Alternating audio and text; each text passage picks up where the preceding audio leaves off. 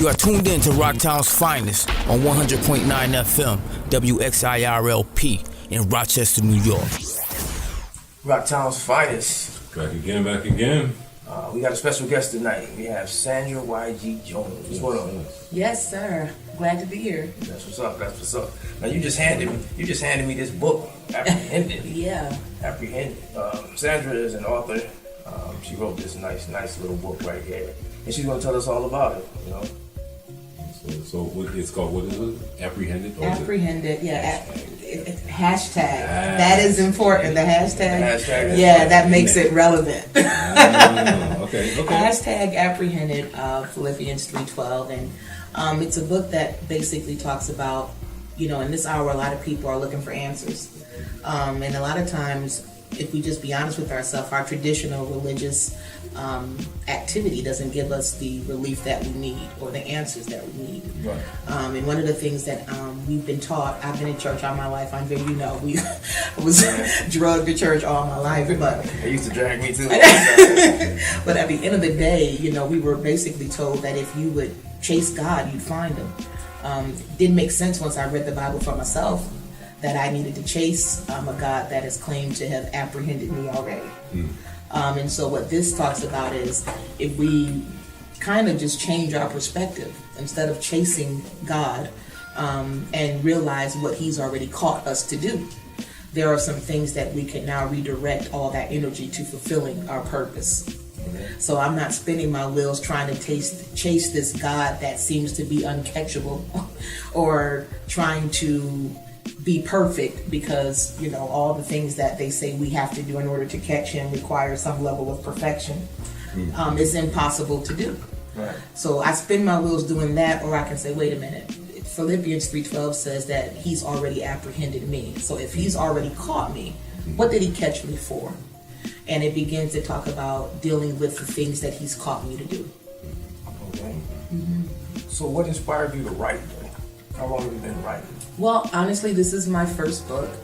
I actually did some publishing in academia for some coursework, but ultimately, I think it really it started with people asking me questions personally.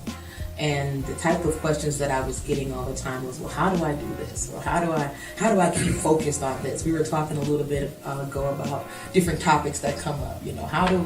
One of the big things as a church, how do I live right? How do you do that? How do I live right? And I'm single and I'm supposed to refrain from all these different things. Or how do I stop drinking or stop doing this? And it's all these rudiments and rules that is placed on us that, we spend our time trying to do. Right. Mm-hmm. And in doing that, we miss becoming because we learn how to do that we miss becoming. So we know how to do all this stuff. Right. And we can get that down to a science. Mm-hmm. But then we're still empty inside. So you're not becoming the person that you're supposed to be, but you know how to do a whole lot of stuff. Right. So then you wake up one morning and you're still kind of like, why am I doing all this? And I'm no longer fulfilled, but I'm doing everything they told us to do. So this focuses on the becoming and releases us from the requirement that a lot of religions put on us to do. Okay. I think you make a very good point because I'm personally a little more maybe not utilitarian but pragmatic in that if you ask me to do something, I kind of need to know why I'm doing it. You know what I mean? And I've always been that way ever since I was a little kid, and even to this day. If the reason I'm doing something doesn't make sense, then I'm probably not going to want to even be bothered with it. Absolutely. So I can see, that it gives you that light bulb that the reason for an activity or a practice. You understand the fundamental, belief system behind it. Absolutely. And not just that, when you think about the example you just used, if you tell me that I need to do this and it can make sense to me that it's going to benefit me, it's going to benefit the person I'm doing it for, I have more of a desire to even want to research how it should be done. Versus, okay, let's take a common practice in church today, especially in Christendom, like tithing. Everybody says you're going to give 10% of your earnings. Well, I'm looking at 10% of somebody's check. That's a lot of money. But when you look at, am I really supposed to be tithing like this? Is this something that's practical? Am I supposed to still be doing this? Is this something that is antiquated? Is it an antiquated idea? Right. But you just telling me, if you don't do it, God's going to curse you. Well, didn't he send his son to die for the curse? So you're telling me on one hand he's alleviated the curse, but on the other hand I can actually revive the curse by not giving 10% of my... That sounds like a mob boss to me. So you give him 10%, he keeps the thieves off you. That's extortion. That's racketeering. A little bit, just a little bit. That's not happening to me. I was coming out the store the other day, right? And I'm coming out the store the other day, and this guy comes up and he's like, "How you doing, son?" I was like, "Hey, how you doing?" He was like, "Okay, young man, let me talk to you for a minute," right? No. So I'm like, "Here we go," right? Yep. Here we go. He said, "You go to church?" I said, "I go once in a while." He said, "Well, you must not be planning on going to heaven." I'm like, "What is this? Is he serious?" Wow. See? What do you do for a living and going to all this? I said, "Listen, man, I didn't come here for this right now, so you go about your business, I go about mine." Trying to get my chips, right? I'm going to go to hell because I don't go to church every Sunday, you know? And those are the things that I'm talking about. There's this mindset of, if you do the right things, you can make it in. But you don't have to be anything. You don't have to have anything right in your heart. You don't have to do right to your fellow man. You don't have to have compassion. You don't have to have any level of, if I do this for you, I'm not looking for reciprocity. I'm doing it out of the kindness of my heart. Right. But think about what they say. Think about our churches we're not full of saints. You have the same type of stuff that happens in the world happens in the church. Right. Fornicators, adulterers, racketeers, extortion, all that happens in household of faith. But what you're telling me, that if I give my 10%, God looks over all that. Right. That's problematic. Right. So, but again, when you look at, am I supposed to give? And a lot of times you have people who just give out of the kindness of their hearts, their time, their talent, their treasure to people on the street. I give probably more to people on the street than your average person would, because I have compassion. I'm moved by that. Right. I don't want to see someone that's down and out. If I can help, I can help. If I can feed you, I can feed you. Mm-hmm. But again, you have people who will look at me, and I have a church in Georgia, and we do not tithe. And they look at us like we're just going to hell. Well, okay, well, the Bible doesn't say that, but it's the mindset that says if you don't do this, this is what will happen. What I'm teaching them, though, is the importance of giving out of themselves. And think about the way the mindset is, and we've set it up, is you tell me that I have to give 10% of my earnings. If I don't give 10%, I am cursed with the curse. Let's just look at it, though. Let's say somebody really can't give 10%. Let's say you and your wife are arguing day in and day out because she wants to give 10 and you're saying we can't give 10. So now I've caused division in your home over 10%. Right. When you're saying, baby, look, I looked at the finances, we're going to compromise. I looked at it, you want to give to your church, I'm going to support you. We can give 5. What the church tells you is, no, you're going to still be cursed. Like, you went all above and beyond to try to do something. Now, so if I got to give 10, but I know I can give 5, but I'm still cursed, why would I give the 5? Right. Yeah. I mean, we just play this monopoly game with what I feel our faith is and what I feel our purpose in life is, and it goes so far beyond. You have people who will tell you straight out, if you can't give, you're not a member in good standing. Where is that in the scripture? Right. If you don't come every Sunday, where is that? It's not there. Right. And so then they take little pieces of it and try to make a whole theology out of it, and it's absurd. So my point in writing this book was to talk about how there are things that we do need to focus on, like how we need to be apprehended in our mind and our thought process, how we need to be apprehended in our heart and our giving and our speech, how we talk to one another. I believe death and life is in the power of the tongue. You can speak your way into a rut just like you can speak your way out of it. Mm-hmm. I don't ever say I'm broke. I may not have money in my pocket at this moment, but I never state I'm broke. That, to me, that creates something in the atmosphere, because that's the same pattern that God used when He created. So those types of things is what I speak about in this book, how to have an apprehended image. Image is opposed to identity.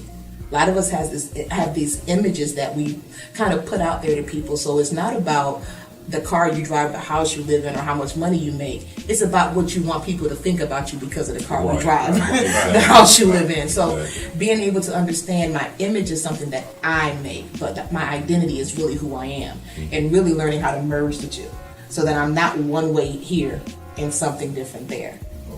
And then finally dealing with apprehended finances and your purpose. I tell people all the time, if you can't get to a place where you understand how money works and how money should work for you, we're going to have trouble. So I think in church we need to talk about the stock market. I think in church we need to talk about investments and securities. We need to teach our kids that. I'm really glad you brought that up because I grew up in the Baptist. My mom and my dad Zion. Okay. And they've been that way ever since. But you're right. There's very little. There's no groups. There's no sessions. There's no sermons about financial wherewithal.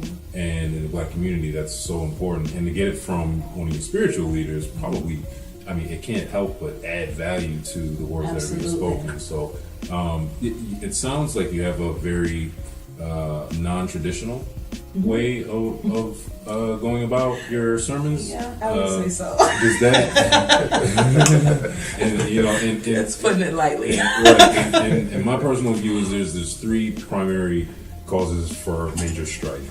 Politics, money, and religion. So how do you kind of navigate that? Because it's a personal topic and it's a sensitive topic for people. So how do you navigate that? Well, again, I had to get to a place for myself, like I said, being raised in the church and hearing what things were said to me, and then just taking it upon myself to say, you know what, there are 66 books in this thing we call the Bible, and I've not read it. Let's start right there. That if I'm gonna have if I'm gonna think critically and have some type of critical thought, I need to at least know what I'm talking about. And I would ask questions as a kid too. They were not always welcomed. Right.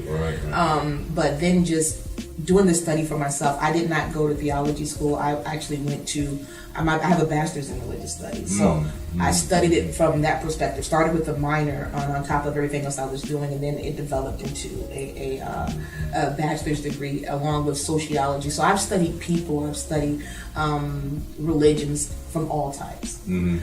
So being able to talk to people, I think one of the things for me was that religion sometimes is so exclusive.